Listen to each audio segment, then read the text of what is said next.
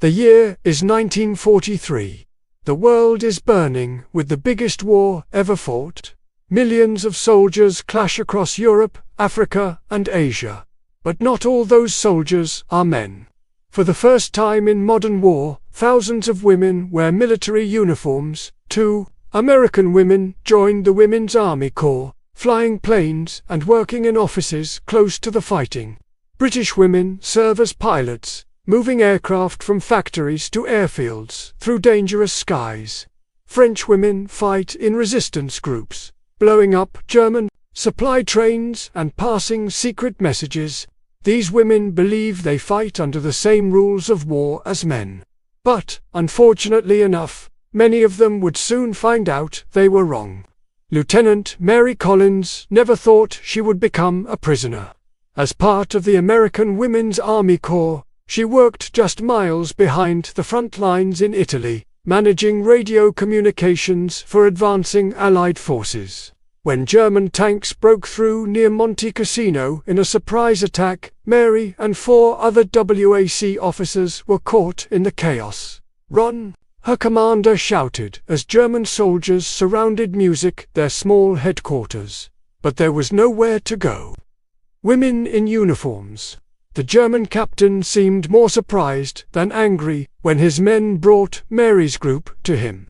He spoke perfect English, looking them up and down slowly. How interesting. America sends its daughters to die in foreign mud. Something in his eyes made Mary's skin crawl. It wasn't just the look of an enemy capturing prisoners. There was something else there, something hungry. "We are military personnel," Mary said firmly, pointing to her lieutenant bars. "Under the Geneva Convention, we have rights as prisoners of war." The German captain smiled. It wasn't a nice smile. "The Geneva Convention," he said slowly, "protect soldiers, not women playing at war." He turned to his men and spoke in German. Mary didn't understand the words, but she saw how the soldiers' eyes changed as they looked at her and the other women again. Later, she would remember this as the moment she first understood real fear. On the same day, 300 meters north, in France, British air transport auxiliary pilot Sarah Bennett was climbing from the wreckage of her Spitfire. She had been delivering the fighter plane to an airfield near Paris when German anti-aircraft guns found her. The plane was down, but Sarah was alive. She didn't stay free for long. German patrols found her hiding in a farmer's barn just before sunset. Name, rank, and serial number. Sarah repeated as they questioned her. She wore a proper Royal Air Force uniform. She had identification. She had trained for this moment. The rules of war were clear. "An English Rose flying killing machines," said the German officer in charge. He was older than the others, with cold eyes. "How perverse your country has become, sending its women to do men's work." He made a note in a small book, writing something that made him smile slightly. Then he looked up at Sarah again. "You will not be going to a regular prisoner camp, Fräulein Bennett. Your unusual situation requires special handling." Across France, Belgium, Italy, and later in Germany itself, as Allied forces advanced.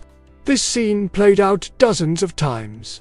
American, British, and French women in military service falling into German hands. Each time, the pattern was the same: immediate separation from male prisoners, special classification, different processing. In a memo dated June 1943, found only after the war ended, German High Command issued special instructions. Female enemy combatants represent a unique category of prisoner. They are not to be processed through standard P channels. Their status as women who have voluntarily abandoned normal feminine roles makes them subject to specialized protocols. These specialized protocols were written in cold language that hid terrible meaning. Another document kept secret until 1995 instructed German officers. Western female military personnel are to be classified as morally compromised women who have surrendered the protections normally afforded to their sex. Their treatment should reflect this classification. By late 1943, the Germans had created an entire shadow system for handling captured Allied women. No Red Cross inspections, no prisoner exchanges, no oversight. While male prisoners went to established P camps where international rules were at least partly followed, captured women went somewhere else entirely. They put us in a separate truck. Mary Collins later told military investigators in a report that remained classified until 2006. The male prisoners were loaded onto regular transport. We were driven away in a different direction. I remember one of the German guards saying to another, "These ones go to the special facility." The way he smiled when he said it, I knew then that whatever waited for us would be worse than anything we had trained for. The Germans, with their love of records and categories, had created special processes just for female military captives. Their capture was just the first step into a nightmare that would remain largely hidden from history for decades. However, what most captured women didn't know was that their fate had been decided long before their capture. In a meeting at SS headquarters in 1942, officers from intelligence, medicine, and psychology had gathered to create what they called Protocol 27, specialized procedures for female military captives. The meeting's minutes, discovered decades later, revealed a chilling level of planning. The female enemy soldier presents both a challenge and an opportunity, wrote SS Colonel WWII. Their presence on battlefields is an aberration we can exploit. Their capture allows us to study this Western perversion while simultaneously developing methods to break their unusually strong resistance. The Germans had been watching and planning for months before capturing their first female combatants. They had studied Allied recruitment materials, analyzed training procedures, and developed specific techniques designed to exploit what they saw as women's unique vulnerabilities. This wasn't just wartime cruelty. It was calculated science. The truck carrying Mary and the other American WAC officers drove through the night. Through the small window, she could see they were heading east, deeper into German-controlled territory, away from the front lines, away from other prisoners, away from anyone who might enforce the rules of war. As dawn broke, the truck stopped at a facility with no markings or flags. It wasn't on any map. The guards opened the back doors. "Welcome to your new home, ladies," a German officer said in perfect English. "Your war is over, but I'm afraid your real troubles are just beginning." The first thing the Germans took from captured women soldiers was not their weapons or their information. It was their dignity.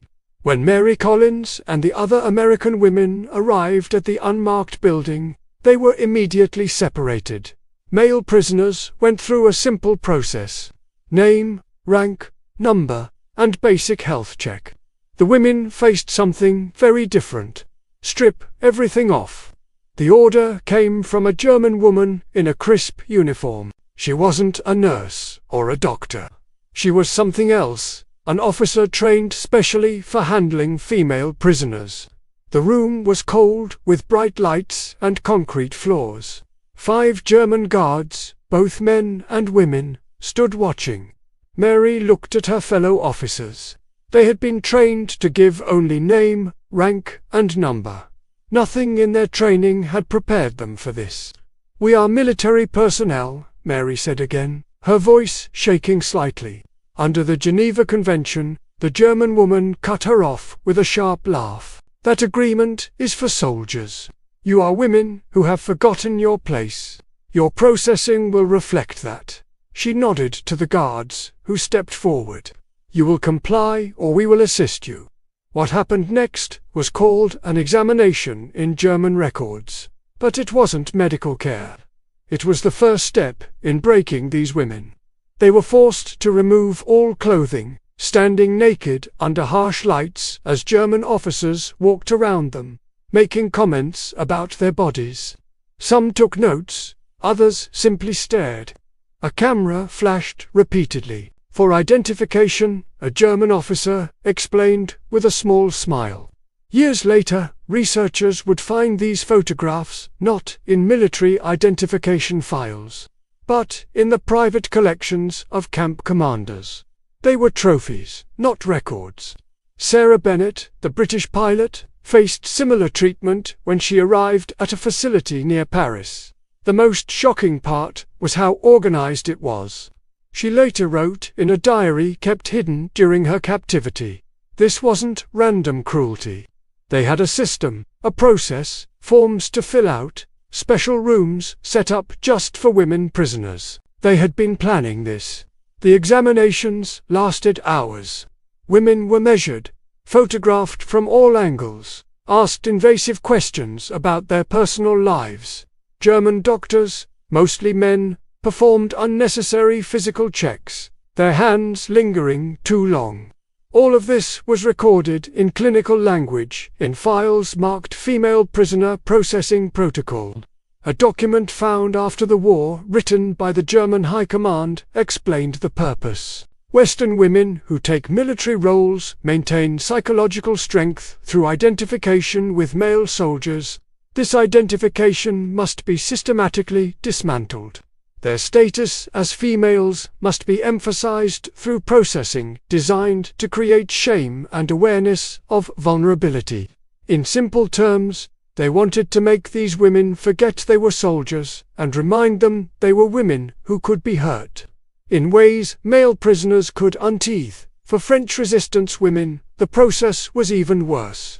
Without uniforms or military status, they were classified simply as female terrorists. Their processing included public humiliation in front of German troops, forced to stand naked in courtyards, while officers lectured about women who betray their natural roles.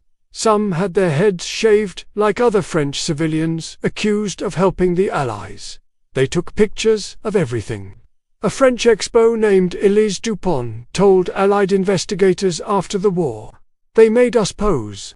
They made us stand in ways that her testimony breaks off here in official records." The male officer taking her statement wrote, "Subject became too emotional to continue." What he really meant was her description was too disturbing for him to write down. After processing, the women received different clothes than male prisoners. Not uniforms, but civilian dresses, often too small or too revealing. Nothing underneath. No proper shoes, just thin slippers.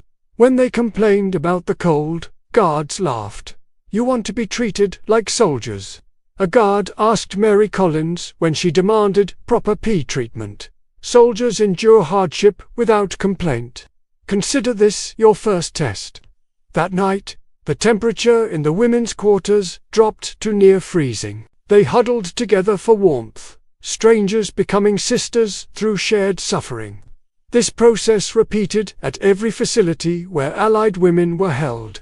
German records show at least 15 specialized female detention centers operating by 1944. Each followed the same procedures, refined through horrible experience. Each was designed to break women in specific ways, different from men. A training manual for German guards discovered in archives decades later instructed, "Female prisoners require psychological conditioning before interrogation. Their sense of modesty and gender must be exploited. Create conditions where they must choose between dignity and cooperation. Document all responses for research purposes." That cold word research appears often in German records about female prisoners.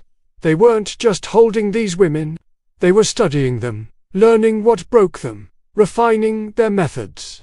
The Third Reich, with its obsession with proper gender roles, wanted to understand women who had stepped outside those roles by becoming soldiers. By the third day of captivity, many women began showing signs of the psychological breakdown the Germans sought. Some stopped speaking, others cried constantly. A few became angry, fighting guards and facing harsh punishment. The Germans noted all these reactions in their files, rating each woman's adjustment to female status. But something unexpected happened, too. Something the Germans hadn't planned for. The women began to resist in small ways. They formed tight bonds with each other. They created secret communication systems. They found ways to maintain dignity, even in the most humiliating conditions. They could take our clothes, our privacy, even our names, Sarah wrote in her hidden diary, but they couldn't take who we really were. Each night we whispered our ranks and units to each other. We reminded ourselves, we are soldiers. This is just another battlefield. This resistance infuriated their captives. German officers had expected Western women to break easily under these specialized techniques. When they didn't, the guards escalated their methods. The next phase would test these women's strength in ways even darker than before. As the first week of captivity ended, Mary Collins overheard two guards talking outside the women's quarters. One said something in German that made the other laugh. Mary had picked up enough German to understand the chilling words. The commander says if they still think they're soldiers after processing, it's time for real interrogation to begin. The women didn't know it yet, but processing had just been the beginning. The worst was yet to come. After 2 weeks in German hands, Mary Collins and the other captured women were moved again. They traveled at night in covered trucks, windows blacked out so they couldn't see where they were going. When the trucks finally stopped, they had arrived at a facility unlike any regular prison camp. There were no markings on the gates, no Red Cross visits, no contact with male prisoners or the outside world. This is where you'll stay until the war ends, the commander told them as they were marched through heavy doors, or until you prove cooperative enough for better treatment. The building had once been a small hospital before the war. Now, it served a different purpose. A place where the Germans could do things away from watching eyes. The facility near Frankfurt wasn't on any official maps. It wasn't listed in German prison records that Allied forces would later capture. It existed in a shadow world created specially for women the Germans saw as difficult cases, those with military intelligence, training, or leadership positions. Similar secret sites operated across German-controlled territory, places where normal rules didn't apply. Sarah Bennett, the British pilot, was sent to a different facility near Paris. She described it in her hidden writings. It looks almost normal from the outside, like an office building or small school. Inside, it's divided into sections. Different rooms for different purposes. Some for questioning, some for punishment, some for what they call special handling. The Germans are very organized about everything they do to us. They keep records. They have schedules. This isn't random cruelty. It is all organized. At these specialized sites, German intelligence officers implemented what their own documents called enhanced female interrogation protocols. In plain language, they used you-know-what as standard practice for questioning women prisoners. Unlike the public humiliation of processing, this phase happened behind closed doors. But, with the full knowledge and approval of German leadership, the first time they took me for night questioning, I thought it would be like the other sessions. Mary later testified in a report sealed by American authorities until 2001, but they didn't take me to the regular interrogation room.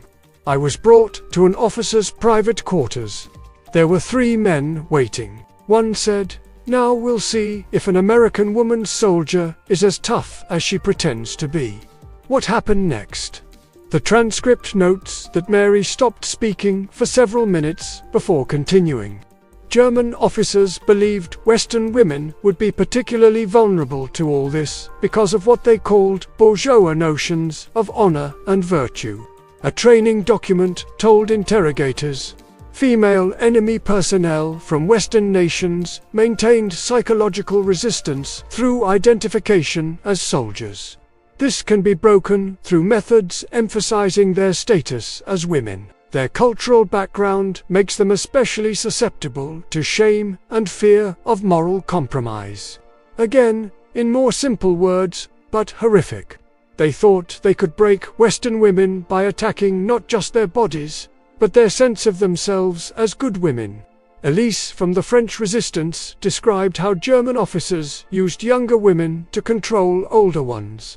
They would bring in the youngest girl from our group, just 19 she was. They would tell me either I answered their questions or they would make me watch. What happened to her? What choice did I have? But the next day there would be new questions, new threats. It never ended. British agent reports, kept secret for decades after the war, described night interrogations where women were taken to officers' quarters rather than standard questioning rooms. What happened in those places was recorded in cold, clinical German notes that rated each technique for effectiveness. Some of these records were found after the war, but Allied authorities immediately classified them. They were considered too disturbing for public knowledge. German female guards often participated in these sessions, especially those from specialized SS units. These women had been selected and trained to deal with what Nazi ideology called gender traitors.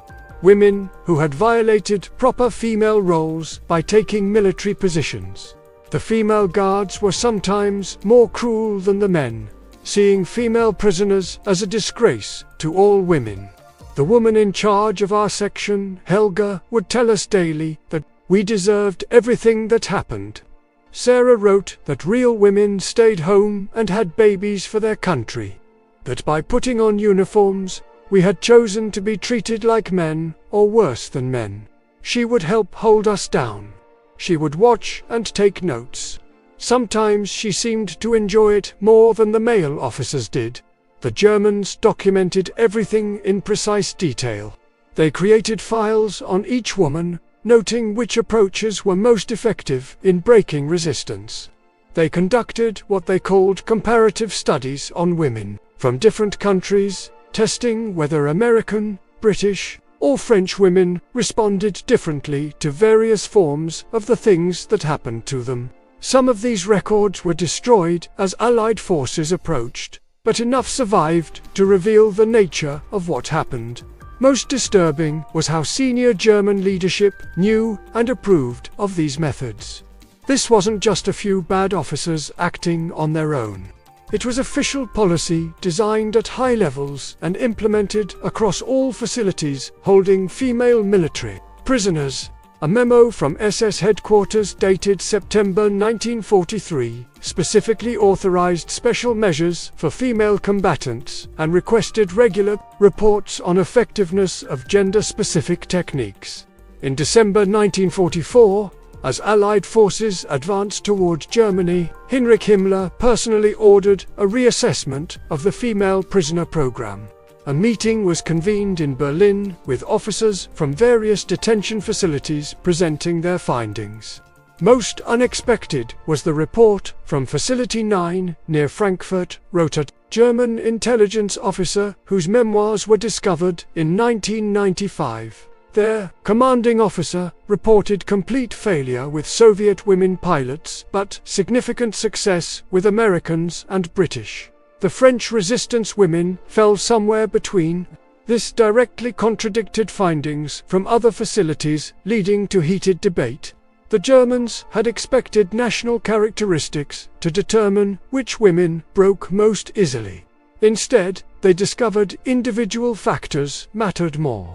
Prior trauma, military training quality, and personal resilience predicted outcomes better than nationality. This discovery led to significant changes in procedures during the war's final months, with prisoners being categorized by psychological profile rather than military origin. But something the Germans hadn't expected happened in these terrible places. The women prisoners, despite everything done to break them, found ways to resist. They created secret support systems among themselves. They developed codes to communicate when guards weren't listening. They found small ways to maintain their identity as soldiers, even as everything was done to strip that identity away. At night, in whispers, we would recite our ranks and units to each other. Mary wrote in a journal she kept hidden in a crack in the wall. We would tell stories of our training, our service before capture. We reminded each other, we are soldiers first. What they do to our bodies doesn't change that. We are still fighting, just on a different battlefield. Now, this resistance took incredible courage. Each morning, women who had been taken away for questioning the night before would return bruised and broken. Others would help clean them up, sharing the small amounts of water they were given. They would whisper words of strength to each other. They would help those who couldn't stand or speak after what had been done to them. The Germans noticed this solidarity and tried to break it. They would offer better treatment to women who informed on others. They would give extra food or warmer clothes to those who cooperated. They would isolate women who seemed to be leaders, keeping them separate from the others. But these tactics rarely worked. There was an American wax sergeant, Sarah wrote, who they took every night for 2 weeks. When they brought her back, she couldn't even walk, but she never told them anything. Not one word beyond her name and number. When they finally gave up on her, they threw her back in with us, thinking she was broken beyond repair. But that night, she whispered the Pledge of Allegiance to the others in her room. Still a soldier, still fighting. As 1944 progressed and Allied forces pushed closer to Germany, the treatment of women prisoners grew worse. The Germans began destroying records and moving prisoners deeper into German territory. They knew that what they had done to these women would be considered war crimes if discovered. Some women were transferred so many times that their own governments lost track of them entirely. For Mary, Sarah, Elise, and hundreds of other captured women, survival became the only victory possible. Each day alive was another battle won. Each act of small resistance was a triumph.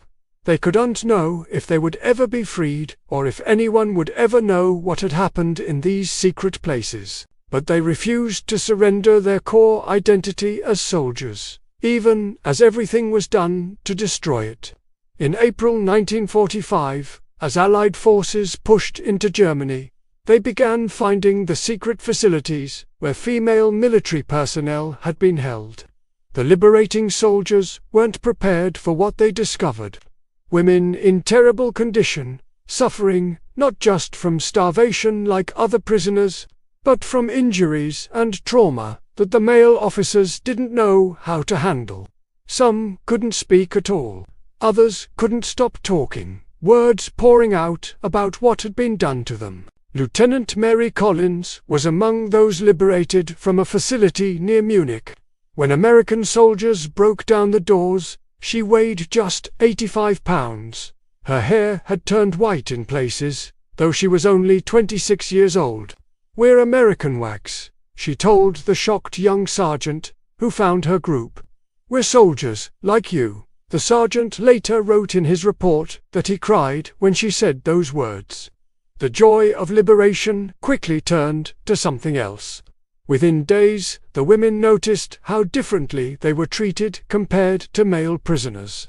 Male PWS were celebrated, given immediate medical care, and prepped for happy homecoming stories. The women were handled cautiously, separated from other freed prisoners, and questioned by officers who often seemed uncomfortable with what they were hearing. "They took us to a different hospital," Sarah Bennett wrote in the final pages of her hidden diary. "No photographers came to take our pictures like they did with the men. No newspaper reporters asked for our stories. A colonel told us certain parts of our experience were classified and we should untalk about them ever to anyone. At these special hospitals, military intelligence officers conducted debriefings, unlike anything male prisoners went through. Women were questioned for days, often by male officers with no training in handling trauma victims. The questions focused strangely, not just on military information they might have, but on exactly what had been done to them. Every detail was recorded, every horror carefully documented. Then the files were stamped top secret and locked away. The major interviewing me couldn't look me in the eye, Elise from the French resistance later told a researcher. He asked questions reading from a paper. When I described what happened during the night interrogations, his hand shook so badly he spilled his coffee. At the end, he handed me more papers to sign. One was a regular military debriefing form. The other was different. It said I agreed never to share certain experiences with anyone, not even doctors or family. They said it was for national security. These secrecy agreements were standard for women prisoners, but not for men. A recently discovered memo from American military intelligence explained why detailed accounts of specialized enemy treatment of female military personnel could cause serious public relations issues and impact future recruitment of women. These experiences, while regrettable, do not serve any intelligence purpose and should be sealed. In simple terms, what happened to these women would make the public angry and might stop other women from joining the military in the future. So, their stories needed to disappear. When the women finally returned home, they found a world eager to forget the uglier parts of war. Parades welcomed male soldiers home as heroes. Newspapers celebrated victory. Everyone wanted happy stories, not dark truths. The women who had endured the worst treatment often received the least recognition. My brother came home with a Purple Heart and told everyone about the bullet that hit him. Mary Collins wrote in a letter found after her death in 1988, "I came home with scars nobody could see, and nightmares nobody wanted to hear about.